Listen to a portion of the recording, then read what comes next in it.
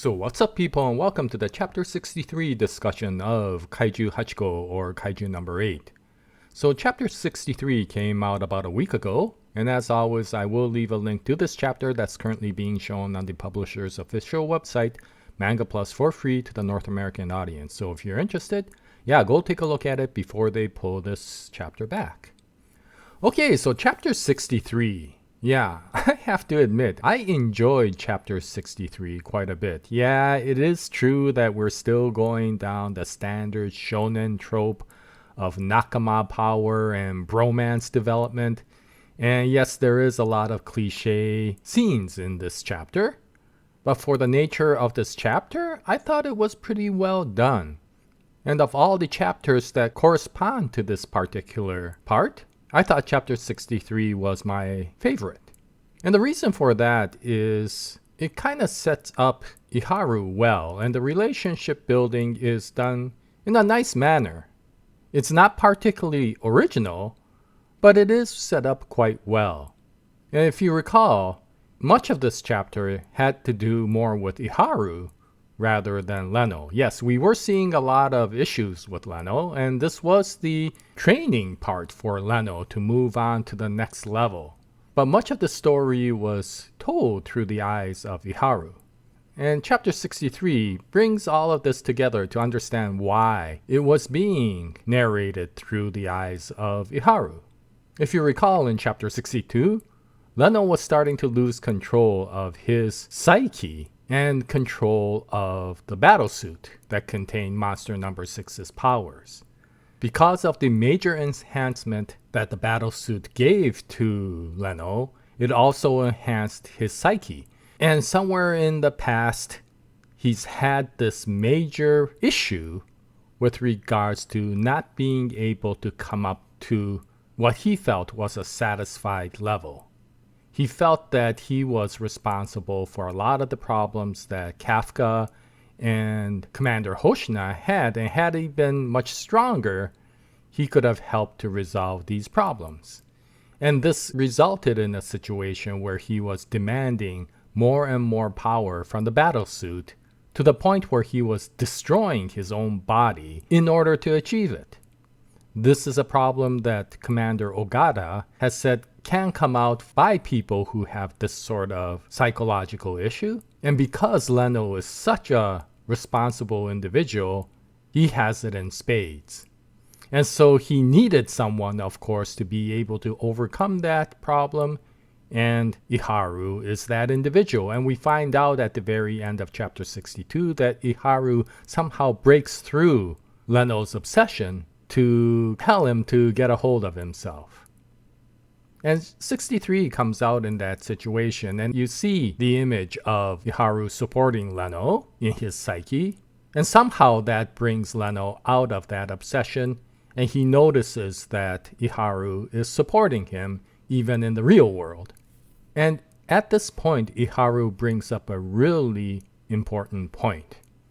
He states that regardless of whatever issues he has that creates this determination to excel, even if it means self-destruction, he feels that there is no reason for somebody to take that burden alone. And in fact, it's a little bit arrogant of anybody who feels that they have to be able to excel single-handedly to be able to resolve a situation.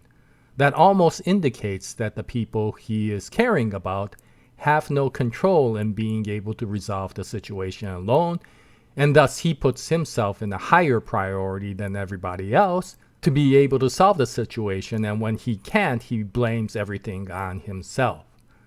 But it isn't all about him, and that is the point that Iharu brings up.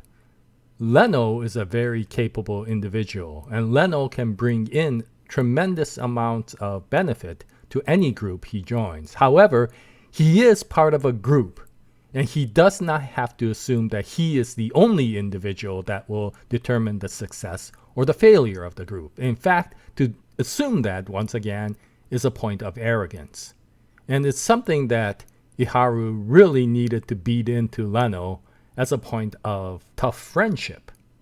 And of course, Iharu understands himself that that was also his own case, that he did not always have to excel above everybody else to be able to contribute into the group.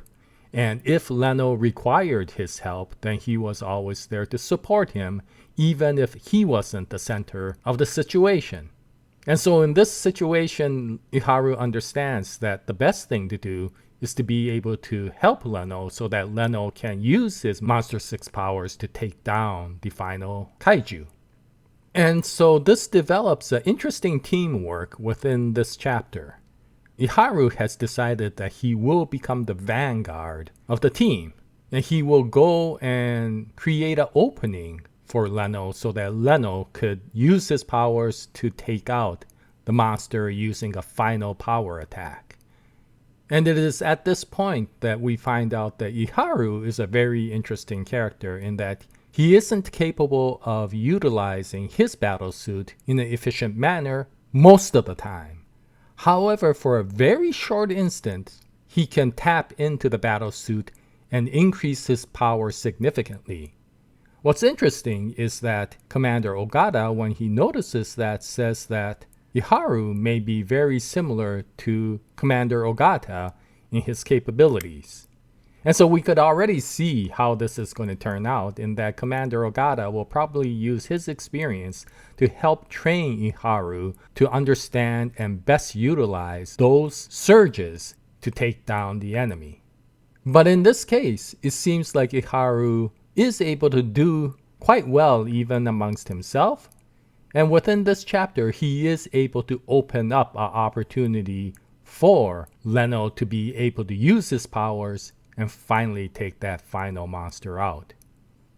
So you could already see a character development in Leno, a character development in Iharu, and the ability for these two characters to work together to take down the oncoming monsters.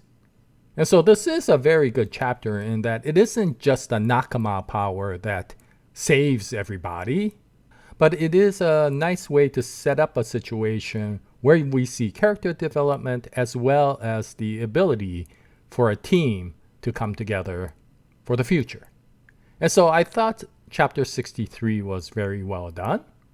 And it does close this particular storyline so that we are comfortable in letting both Iharu and Leno power up in the background.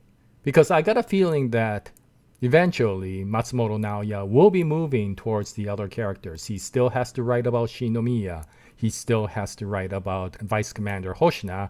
And most of all, he has to write about Kafka.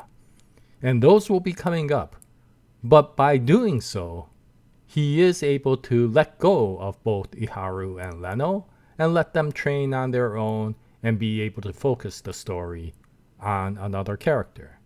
And so I thought chapter 63 was very well done, and it does make me curious as to see how the author will move on from this story to another one in chapter 64. And once that chapter comes out in about a week, I'll bring out another video. I hope you join me at that time. But this is the chapter 63 discussion for Kaiju number 8. Thank you very much for listening, and until the next episode, happy manga reading, and as always, Jaya, nice day everyone.